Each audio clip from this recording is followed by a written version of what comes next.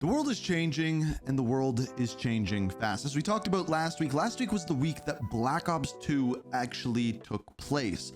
Back when it came out 13 years ago, it is now 2025, and the events from those games are coming true in the real world. And China is showing this more than ever as they have released their new spy drones, which I know everyone was worried about the birds being drones and the government spying on you, but now they've got drones the size of mosquitoes. No, you didn't hear me wrong. You know what else is changing? Resident Evil, because they've actually changed their main character in their upcoming game, Resident Evil 9 or Resident Evil Requiem. And some people were wondering why didn't they bring back Leon? Everyone loved that character. As it turns out, they have a reason for that. They are making this a horror game, and Leon as a character, they stated, isn't the type of character who would jump if he heard a bucket fall. He is the character that they use if they're making an arcade-like action game, but they want to use a different character, one that is scared throughout the game, if they're making a more horror-driven game. Now, something that is not scary, and I would say something more along the lines of wholesome, is Charlie Cox. He is the actor that plays Daredevil, but he's also the actor that played Gusev within Expedition 33. And after an interview that came out this week, we found out that he actually feels like a fraud. He specifically says that he is not a gamer and is being praised for his role because honestly, he did an amazing job with this character, one of the greatest characters I've seen in a video game in a long time. But what's crazy is he said he feels like a fraud not only because he doesn't normally play video games, but on top of that, he only recorded lines for about 4 hours, which tells me two things. The team who did his voiceovers did an incredible job, and Charlie Cox is one hell of an actor. So he may be a fraud because he doesn't play video games, but man, can that guy act. So yes, the world may be changing incredibly quickly, and one thing that does more than ever is, of course, video games. And that's why we invented this show. This is the Weekly Reload.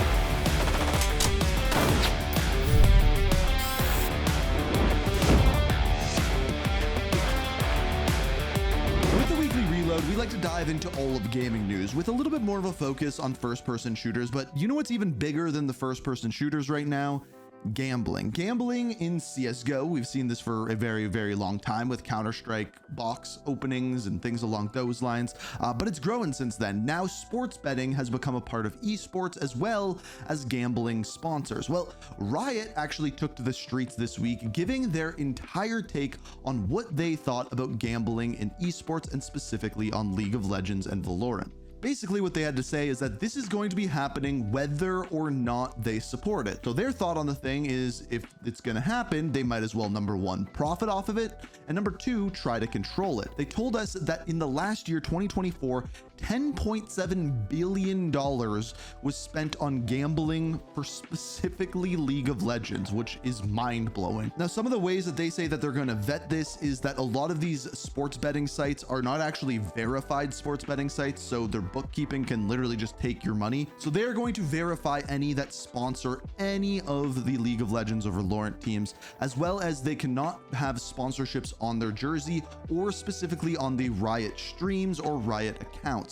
The rest is going to be left up to the individual League of Legends teams. And they also said essentially that their tier 2 teams, kind of like their farm league teams, would not even be possible if it wasn't for these type of gambling sponsorships. Now, another company that is doubling down on their strategy is Xbox. They announced this week that very soon coming to the PC game app, they are going to have a new system where you can aggregate all of your platforms onto Xbox. And what I mean by that is if you have games on Battle.net, if you have games on Steam, if you have games on like Ubisoft Connect, they can all be launched now through the Xbox app. And this is going with what we expected out of this with their new handheld coming out and even their new console probably later next year. It is rumored that that new console is going to be run on Windows 11 and you are going to be able to aggregate all your games and play it through Xbox. The question being, where in the hell is the money coming from? This is where the tinfoil hat comes in, and when it comes to this theory, Xbox, what are they doing and where is the money coming from? So we've now known that for a long time, they are no longer focusing on exclusives to sell their consoles. They are still making exclusives through their first party publishers like Bethesda, like Activision, like Blizzard, but they are releasing them everywhere, therefore dropping their hardware sales. And now they're announcing, even on our consoles, you're able to buy things from other databases like Steam, for example. So they're not making money off of that either. But what it appears to be happening is they're going to make a console that you can buy from all of these databases. Therefore, once again, getting back into the hardware sales game by no longer doing exclusive, but aggregating everything into one easy to use platform.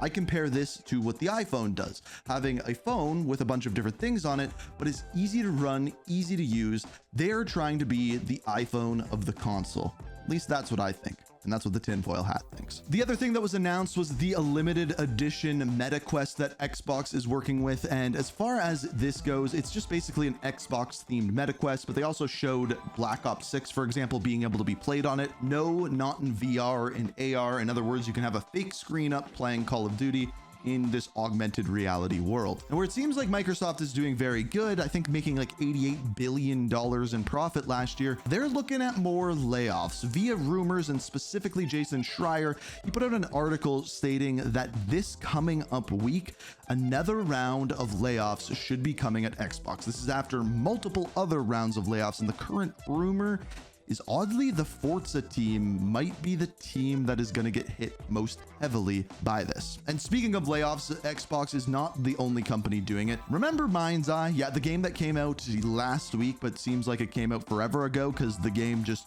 was barren. It was basically a wasteland with no gameplay, was completely boring and riddled with bugs. Well, yeah, they promised to fix the game. They said that there was an entire roadmap where they were going to bring more content, an open world, a map, a bunch of things that the game didn't have at launch. By the way, those are probably not coming whatsoever now, because it is rumored that literally hundreds of the employees working there, I think there's 300 total, but hundreds of them are probably going to be getting laid off later this week as well, after the poor performance and launch of that game. So where things are changing at Mind's Eye and Xbox, where they are not changing is PlayStation. They once again doubled down on their formula. Last week, we talked about how they're still focusing on putting out good exclusive games. They also said that they are not going to be bringing those exclusive games to PlayStation Plus. They have this formula where they bring certain games there, have exclusives, and try to sell their consoles using their exclusive. They are not straying away from that whatsoever. They're saying what we're doing is working, so let's keep true and keep on doing what's going on. That is not a saying whatsoever. Let's keep on keeping on. And guess what's keeping on? Hacking, specifically in multiplayer and battle royale games. One of the news stories that happened this week was Fortnite. Fortnite had one of their competitive players hacking in a tournament and winning a prize. They then sued this person, won $175,000, took the money from them, and then is donating it to charity. Now, a lot of people took this as an invite to dog on Call of Duty, saying that this is exactly what they should do. I don't normally defend Call of Duty, but one thing that Call of Duty does is not just go after the players using cheats, they also go after the companies supplying them and sues them. But the thing is they don't donate the money to charity. They pocket it. So there's that. And speaking of Call of Duty messing up, the big one this week is they leaked Black Ops 7, but not like a leaker, like Call of Duty leaked it. They were doing a closed internal playtest and somehow put those messages of the day up on Call of Duty HQ. That Call of Duty HQ just causes way more problems than it solves. And yeah, early images of Black Ops 7 multiplayer looking futuristic, some of the characters looking like they have exosuits on, came to fruition. The other thing that we found out about is two new modes, one of them being Skirmish, which is a new 20v20 mode, and the other one being Overload, which is kind of like Blitz or Oddball if you played those before. There's a ball in the middle of the map, you have to go to it, but it's an EMP, and then you bring it to the enemy's goal, therefore scoring 1 point. Blitz from Call of Duty Ghost would probably be the best comparison for that. The other thing that we got this week is Season 4 Reloaded for Call of Duty. This one was pretty much a letdown. There really wasn't too much new there. They're bringing back a map from Black Ops 3, and then they're adding in a bunch of cel-shaded maps and modes and skins, which we have seen before with Season 5 of Modern Warfare 3. But other than that, not a ton of new content whatsoever coming with Season 4.5, and a lot of people are upset about that. The one other thing happening this weekend is Call of Duty Champs. The weird thing about this one is they brought Call of Duty Champs to Canada, which you'd think if they were going somewhere in Canada, they would go Toronto. By the way, I'm Canadian. This tournament is taking place in a city by the name of Kitchener, Ontario. Yes, where I grew up. Kitchener, Ontario. It is extremely weird to see Call of Duty Champs coming to my hometown, and if you're there this weekend, let me know, and let me know what you think of the city, because I grew up here. It's not a big city, it's a really small city. The place where they're having it, the Kitchener Memorial Auditorium, there's like nothing.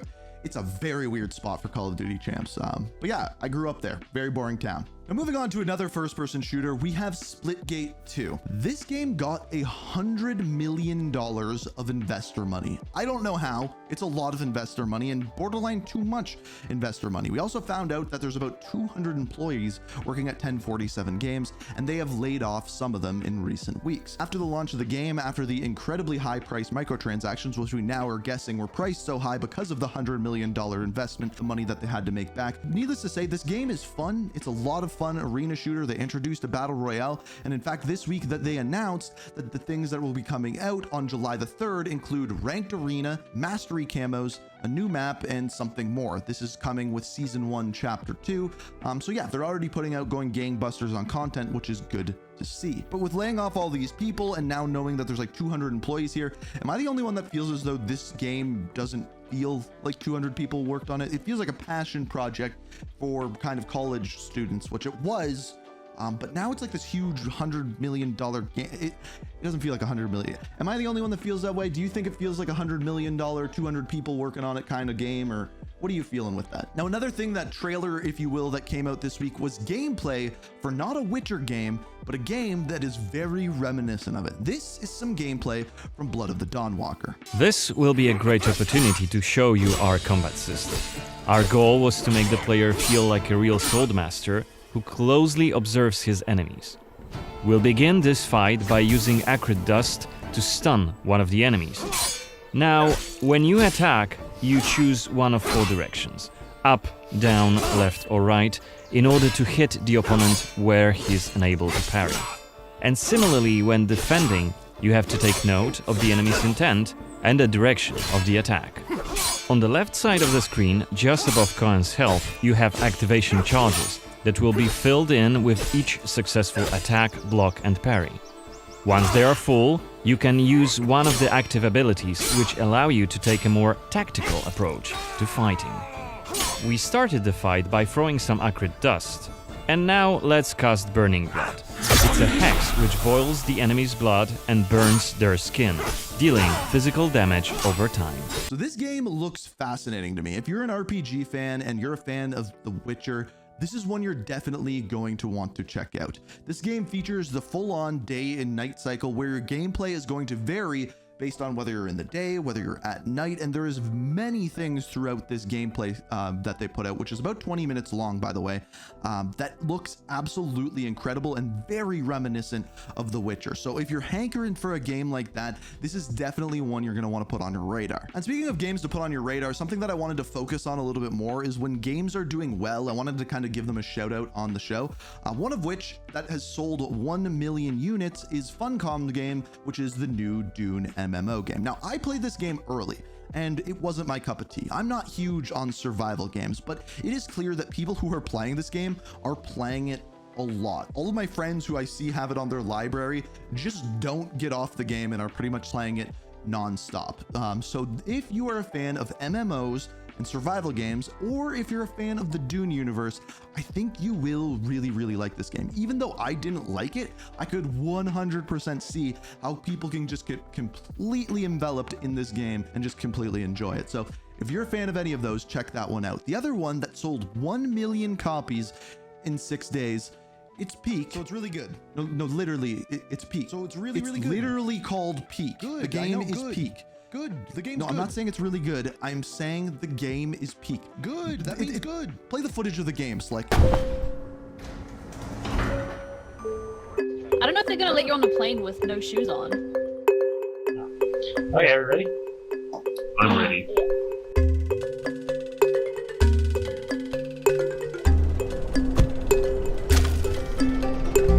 Okay, Nick? Yeah.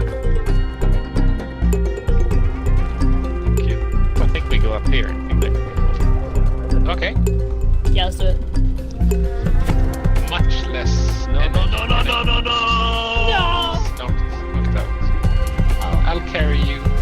is a social climbing game, and basically this game has gone gangbusters. I feel like every once in a while we get kind of these like party games that come out, and when they're really well developed, people are just telling their friends to buy them, and they're like growing naturally simply by words of mouth because players want to play a co-op game with their friends and simply have fun. Can you imagine? Absolutely wild concept. But you know what's not playing with friends?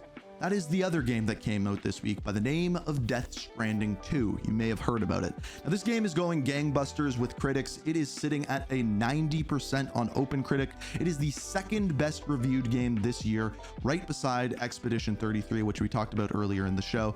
People are absolutely loving it for one, its narrative, now its gameplay. Apparently, they just took the gameplay from one and made it way, way better. And it is absolutely one of the biggest games right now. But as I mentioned, that is going to continue to change. Video games always continue to change, and that is why we invented this show. So if you enjoy it, if you like the weekly reload, I love to see your comments every single week. I love to see that all of you are hitting that like button and want to see more and more of this. Slick and I do our best to try to put on the best show possible for you guys, and like I said, we're getting very close to monetization, which would be nice to like not be working on this show at a complete loss. So your support is greatly appreciated. I love all of you guys for watching the show, and until next week, every single Sunday, thank you for watching the weekly reload.